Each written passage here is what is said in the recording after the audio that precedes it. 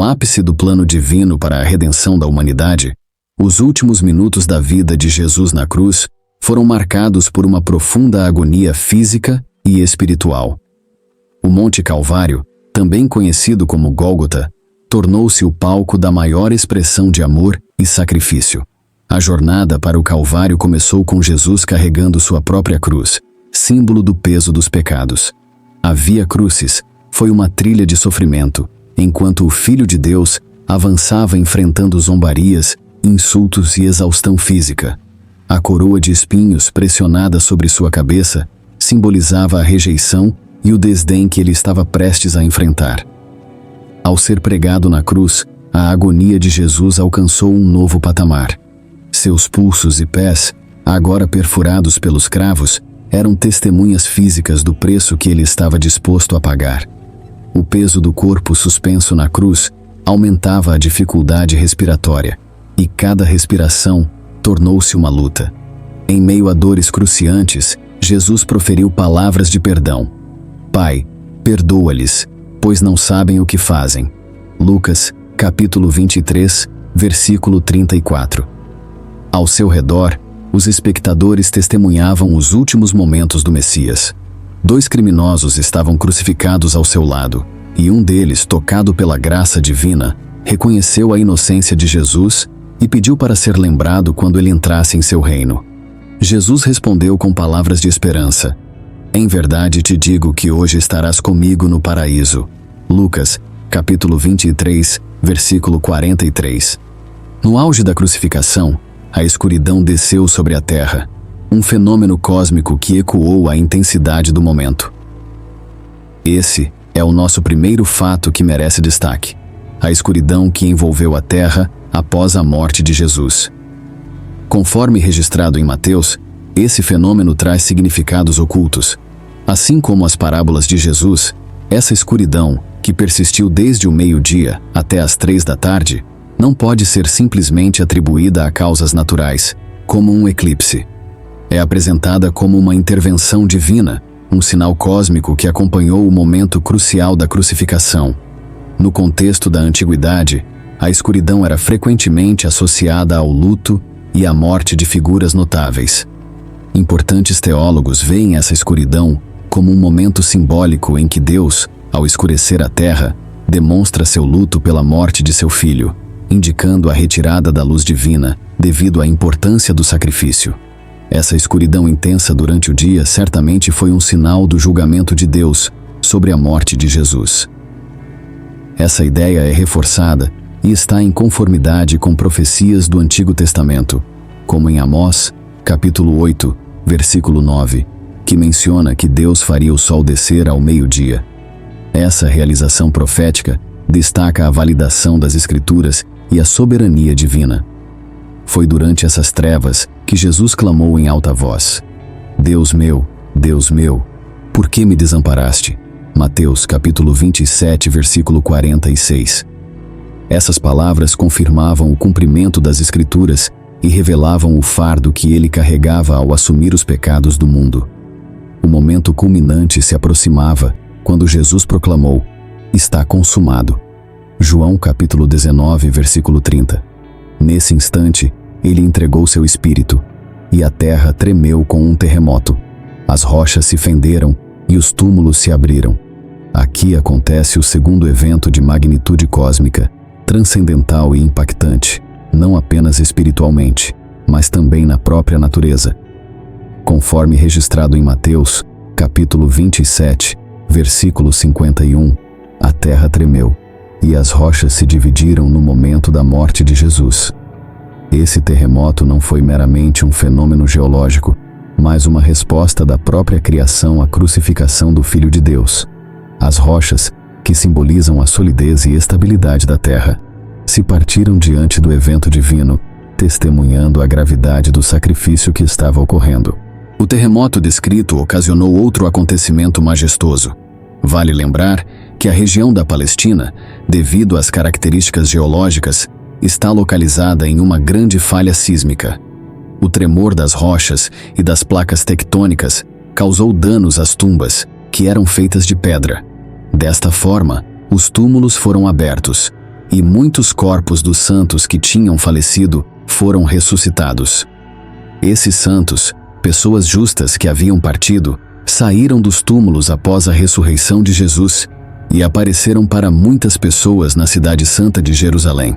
Essa ressurreição dos santos é um dos eventos mais marcantes e singulares registrados na narrativa da crucificação.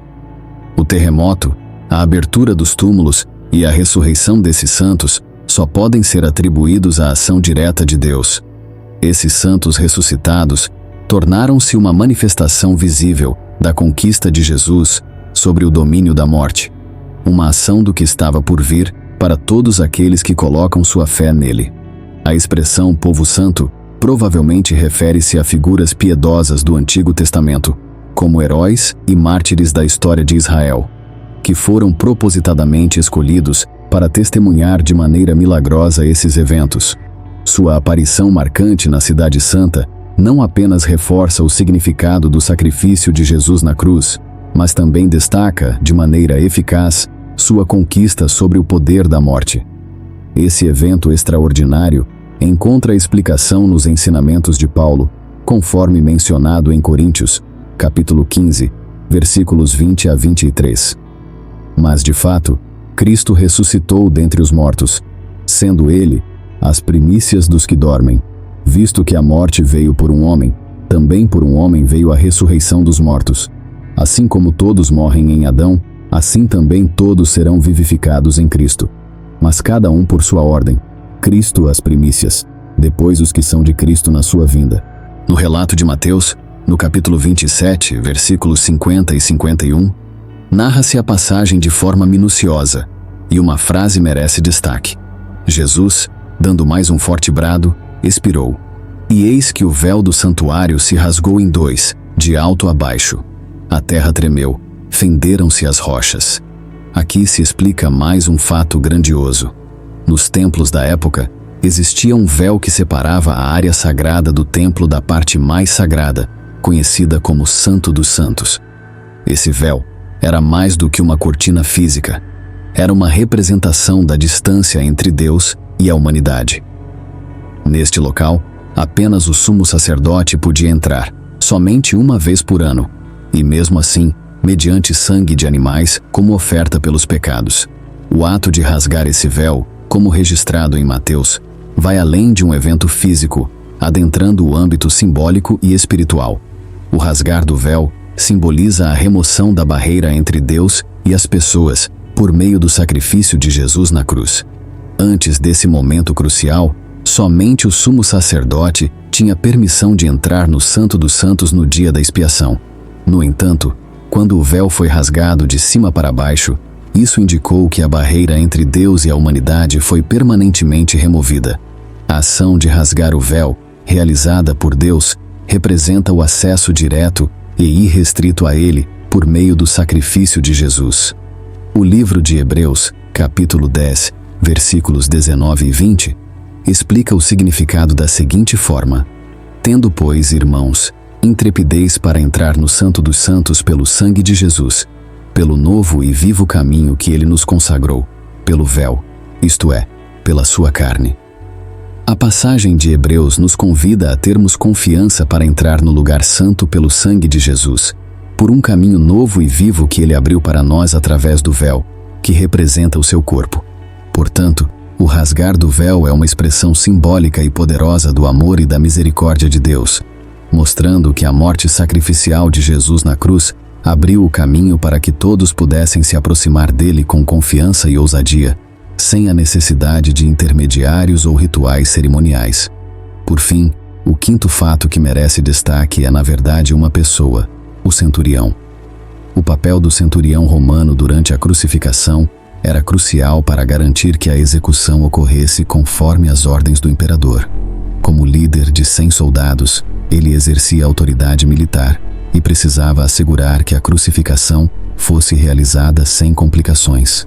Sua experiência, coragem e eficiência eram essenciais para o cumprimento bem-sucedido de suas responsabilidades.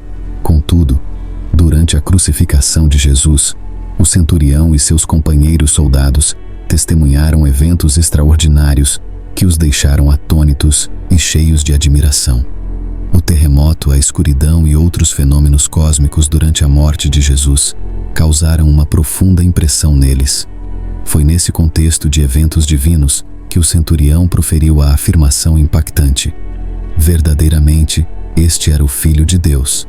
Mateus capítulo 27, versículo 54. Essa declaração do centurião romano não foi feita levianamente. Sendo um soldado de carreira, ele era alguém acostumado a lidar com sofrimento, morte e execuções. No entanto, a cena da crucificação de Jesus foi única e extraordinária. O centurião percebeu, diante dos eventos que testemunhou, que Jesus era inocente do crime pelo qual estava sendo crucificado. Ele reconheceu a dignidade com que Jesus enfrentou o julgamento e a crucificação, respondendo à injustiça com uma graça notável. Essa confissão do centurião é um testemunho vívido do impacto que a morte de Jesus teve até mesmo nos corações endurecidos. Ele, que havia supervisionado muitas execuções, reconheceu a singularidade de Jesus como o Filho de Deus. Essa transformação de perspectiva revela como a mensagem da cruz é poderosa e capaz de tocar os corações mais endurecidos, transcendendo barreiras culturais e sociais. O centurião romano tornou-se, involuntariamente, um personagem significativo na cadeia de testemunhas que proclamam a verdade sobre Jesus como o Messias esperado. Espero que tenham gostado do conteúdo. Se você ficou até aqui, vai aparecer na sua tela 2 vídeos relacionados a este tema. É só clicar para assistir. Obrigado e fiquem com Deus.